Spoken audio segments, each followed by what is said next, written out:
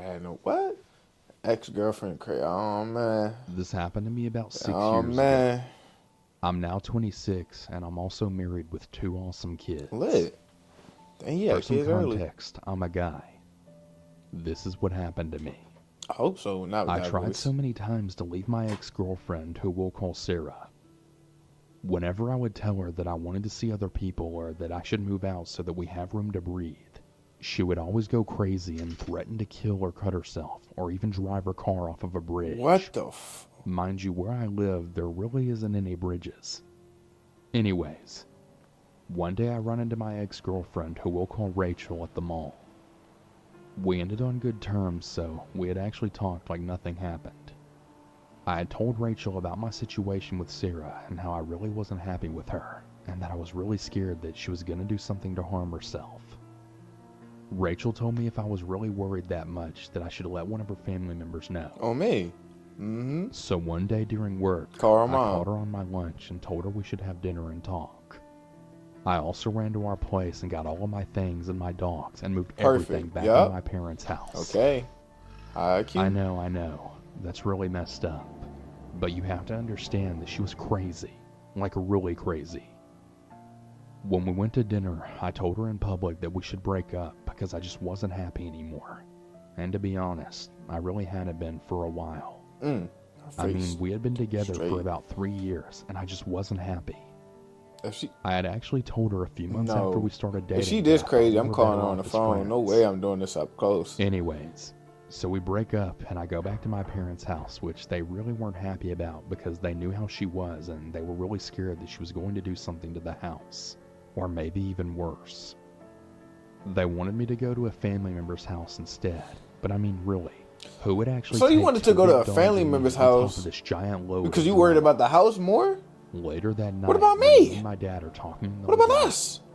All of a sudden, we hear the sound of my truck alarm then go off, and the sound of glass break. My heart sank. I just knew it was Sarah.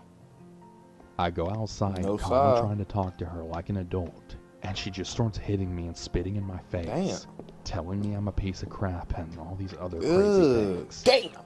I kid you not, I didn't touch her not one time, and I never raised my voice. I tried to get her to relax and at the same time telling my dad everything was okay. I can handle this. Just go back inside. Finally, after about a half hour of just getting hit and yelled at, she eventually leaves, peeling out of my parents' neighborhood. Let's fast forward a few days later. I end up getting a visit from the cops asking where I was the night of this night, and blah blah blah. I would have called the cops too. You know how I would have called the cops. I tell them, but they don't believe me. They say that they want to take me downtown for some questions. For what? Being the decent person that I am, I decide to go willingly. And, well, what do you know? It turns out that she had filed a report on me saying that I beat her and also held her at gunpoint to get all of her money from her safe, and that I also wanted the PIN numbers to her card. No way. For a while, I didn't even say anything because I was just so shocked at this point.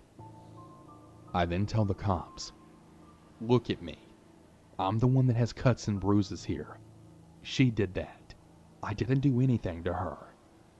Their response, sir, she's a lady. We have to hear her side on this, and we're going to need to take some DNA samples from you. Oh my gosh. What you mean? I give them what they need, and long story short, I just told you proof. I'm thrown in jail waiting for a hearing. What? About 2 weeks go by and the results came back. And you guessed it, totally negative. Also, I forgot to mention this, but me and Rachel ended up getting back together, but the harassment never stopped. Oh man. Sarah made it impossible for me to move on with my life. For almost a year, I would get constant visits from cops asking why I was stalking her. Sarah even hired a private investigator to follow me and Rachel around. Every time I got a visit from a cop, I always had some It overheated, I ain't gonna lie. I'll be back with orders filed against me when I never even had anything to do with her. Finally, the judge was sick of it. I guess he had finally seen just how crazy she was, because he didn't issue any more restraining orders after that. Me and Rachel almost didn't make it through this. Again. Sarah made my life hell, but I'm really glad I ended things with her.